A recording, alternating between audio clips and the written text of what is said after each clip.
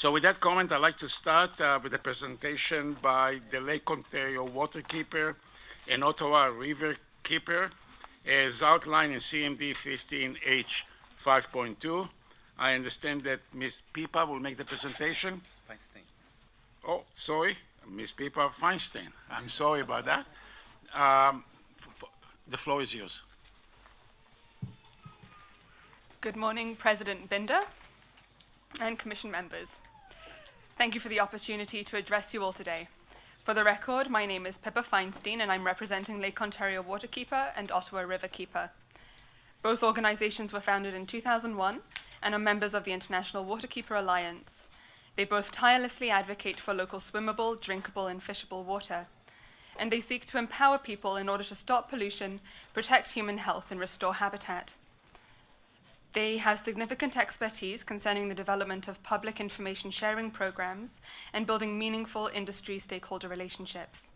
Over the course of the next 10 minutes, I'd like to make two broad submissions to you all. The first is that the Commission should not renew SRB's license for a period longer than 5 years. And the second is that regardless of the length of any license renewal, SRB's public information program should be improved. We've made several suggestions for how this could be done, and we request that the Commission include our recommendations as conditions on SRB's license. On the first point, we submit that 10 years is simply too long to go without a public hearing for the SRB facility. If the Commission decides to renew the facility's license, a 5-year term would be better for SRB, the local community, and the environment. This is because, one, more frequent hearings can increase SRB's financial security. Two, more frequent hearings are necessary because of SRB's rapid growth. 3, hearings every 5 years are not an unreasonable burden on SRB. And 4, more regular hearings could better assist the Commission to assess SRB's impact on fish and fish habitat. I'll briefly discuss the rationale for each of these in turn. So first, hearings every 5 years can increase SRB's financial security. This is because they can help the facility comply with its license conditions. They can also help SRB maintain its social license to operate in Pembroke. Hearings include avenues for more meaningful public inclusion, which can improve the relationship between the facility and local community, which can have economic implications. Hearings can also include opportunities for SRB to receive diverse expert information, perhaps more diverse than SRB might be able to retain on its own. And these can also help SRB ensure that its operations are as efficient and safe as possible. Ultimately, it's SRB's conduct and not hearings that determine the financial security of the facility. As long as the facility complies with requisite license conditions and regulatory standards, hearings should not threaten its ability to operate or its ability to enter into beneficial contractual agreements. In reality, hearings every 5 years, not every 10 years, should help manage SRB's economic insecurity. Second, more frequent hearings are necessary because of SRB's recent growth. Over the last license period, as we heard from CNSC presentation earlier, SRB's tritium production has increased almost 5-fold. SRB also expects that the amount of tritium processed, it's increased 5-fold over the last license period. SRB also expects the amount of tritium processed at the facility to increase by an additional 15% over the course of 2015 alone. Emissions over the course of the previous license term have more than doubled, and radioactive waste generated at the site has also doubled. 10 years of continued growth like this without public hearings would not be in the public interest. If emissions increase by a factor of 5 to 8, and production volumes increase twice as much as has been the trend so far, the facility could still arguably meet its license limits, and yet, were this to happen, the character of the facility and its environmental impacts would change significantly. Such growth should not be allowed to occur without meaningful input from members of the public who would be most impacted by these changes. Third, hearings every 5 years would be appropriate in the circumstances and not unreasonably burden SRB. The facility has a long history of environmental non-compliance and associated contamination of local groundwater. As we've seen over the last several years, regulatory vigilance is necessary in order to ensure SRB mitigates its adverse environmental impacts.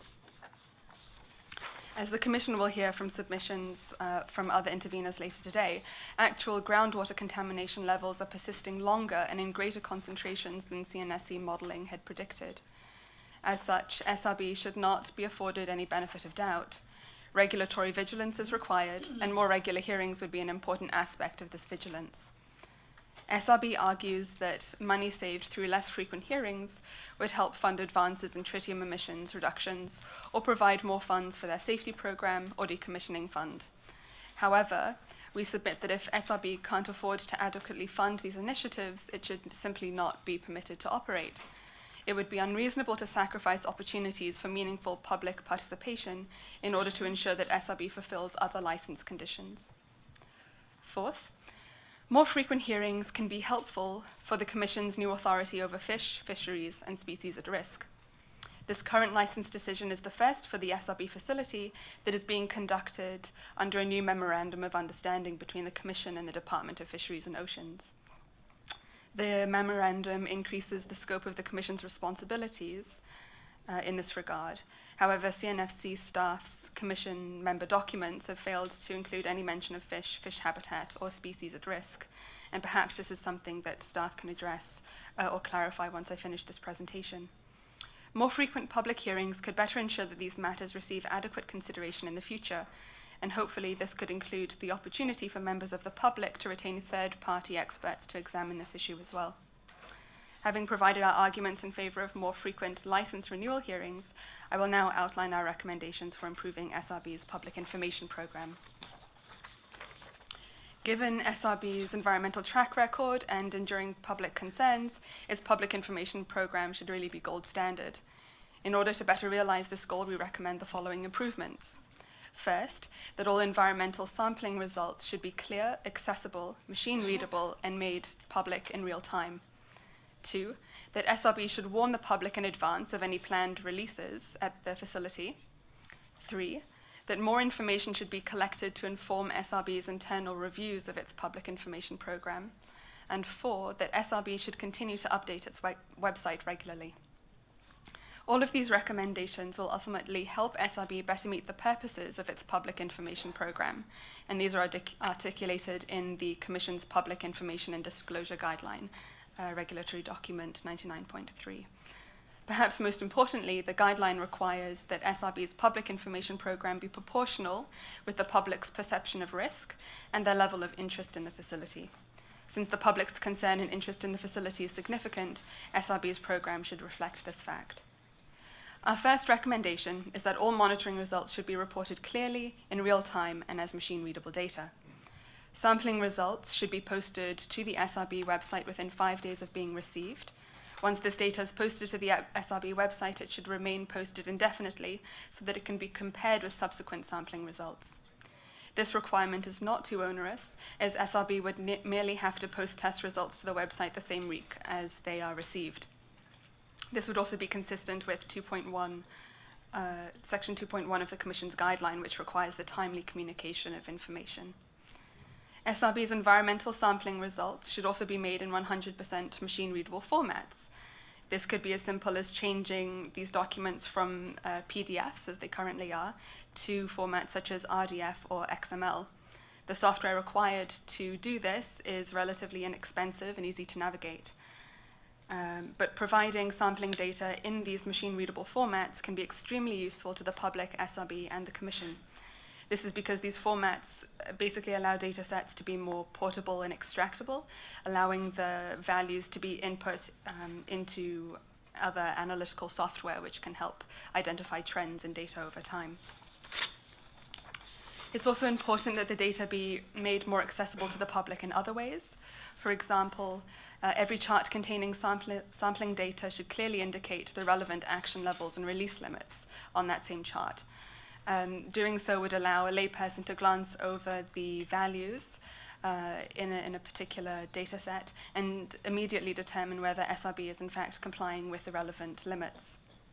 And this isn't always done in SRB's annual compliance reports. Our second general recommendation for improvement is that the public should be warned in advance of any planned effluent release event at the facility. SRB's public information program and public disclosure protocol are silent on this issue. So they should be changed in order to require SRB to issue a notice on their website at least 24 hours before a planned release at the facility. The notice should state when the release is scheduled to occur, the amount of tritium or other substances that will be released, and the purpose for the release. Third, more information should be collected to inform routine evaluations of the efficacy of SRB's public information program. The Commission guidelines require SRB to periodically revise and improve its program, and SRB does have a public information committee that reviews the program quarterly. However, it seems that these reviews may be based on little evidence. I've got one more paragraph. We know that SRB maintains regular records concerning discussions with local elected officials, meetings with local special interest groups, presentations before Pembroke City Council, general public meetings and other public presentations. Perhaps SRB staff can clarify whether records of those types of events are consulted by the committee in their quarterly reviews. Regardless, SRB should amend their program to explicitly require the committee to consider these types of records. And our final recommendation is that the SRB website should be updated with information about public outreach activities. Currently, the website has not been updated to include Pembroke City Council presentations between 2010 and 2013, or any public presentations since 2011. As SRB documents and retains records of these public presentations, it shouldn't be too difficult to update its webpage and ensure that these significant lapses don't occur in the future. So that concludes my oral presentation. I look forward to questions and discussion. Thank you. Thank you.